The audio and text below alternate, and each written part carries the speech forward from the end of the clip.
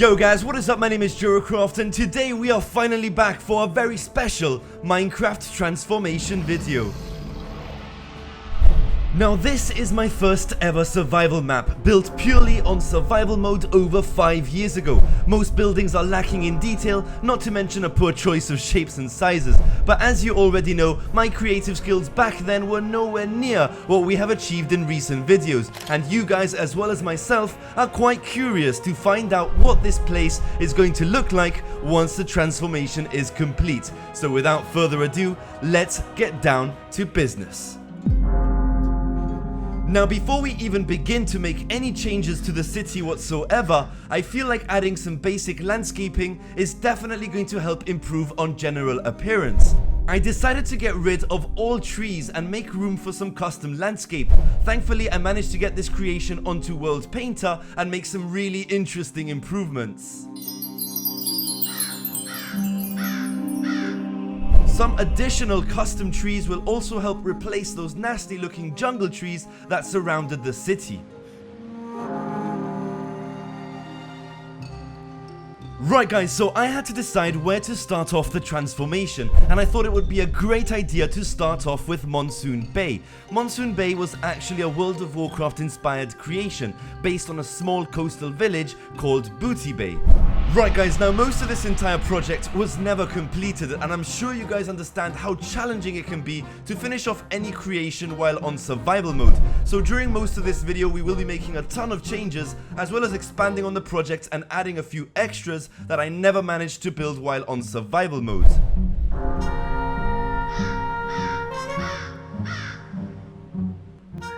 Right guys, so next up we have a very unique kind of lighthouse. It was inspired by Jamzy Boy Minecraft, who was the one who actually got me to start my YouTube channel in the first place. Now rather than just transforming the build, I thought of building a new version from scratch, but of course keeping to its original design, just making it slightly larger and a lot more decorative. Now as we go through this video, I just have to show you guys a before and after so that you can compare the difference between back then and now. Actually, after setting aside survival mode, I discovered creative mode and began uploading videos to YouTube. So this world definitely means a lot to me, and it's pretty much where it all began. So now it's time to upgrade the castle, and guys, did I get carried away? Yes, pretty much I do this in all my videos. Not only transforming the build, but also expanding on its size. When I built this castle in survival mode, I had to mine over 3,000 cobblestone blocks. Not to mention, I died hundreds of times just falling from the tallest tower.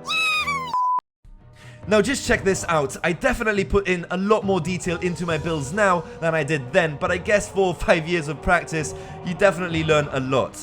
Now although the castle looks relatively good, I have left a bit of a mess on the other side of the castle, so I decided to copy and flip the castle around to use that as a template to add some extra changes and just generally neaten things up a bit. This fortress was in fact the last structure I built on this map, and by the way, the castle was supposed to be my new survival house, but soon after I moved over to creative mode and began the Kingdoms of Greymane project.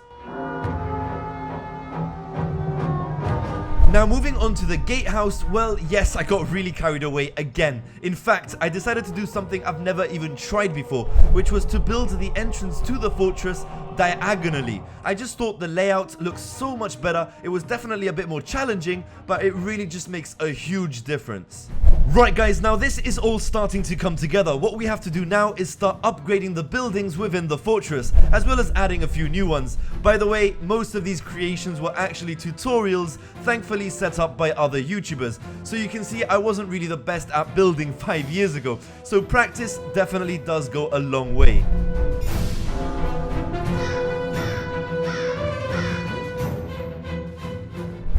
Now as for the outer city, well, I'm gonna be really honest with you, it's actually just a big mess. It just needs a lot of major changes. I've actually decided to relocate some of the buildings, have the watchtower moved to the hillside on the left, and moving the windmill to the hillside on the right.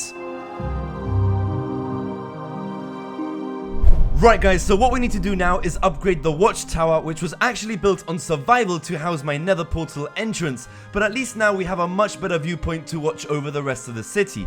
And as for the windmill, again, we're going to be upgrading that building too. It definitely needs some better blades than previously, but I also thought it would be a great idea to also add some wheat fields to go with it.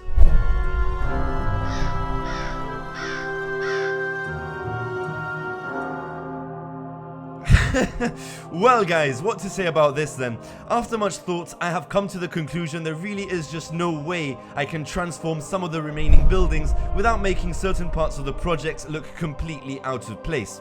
So in the end, I've decided to replace all of the buildings and just basically transform the outer city into, well, an outer city, as opposed to having a bunch of random buildings I used during my survival experience.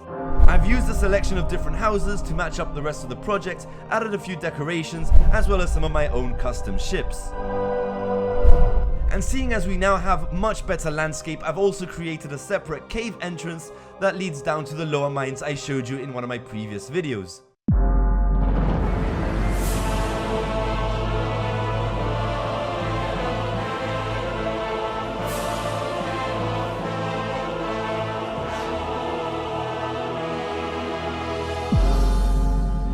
Well guys, this world will be exclusively available on www.jeracraft.net, added to my USB drive along with hundreds of creations built since 2014. This entire transformation has brought back a ton of memories and I really hope you guys enjoy its new look. Thank you for watching and I will catch you guys in the next one. This is Jeracraft, over and out.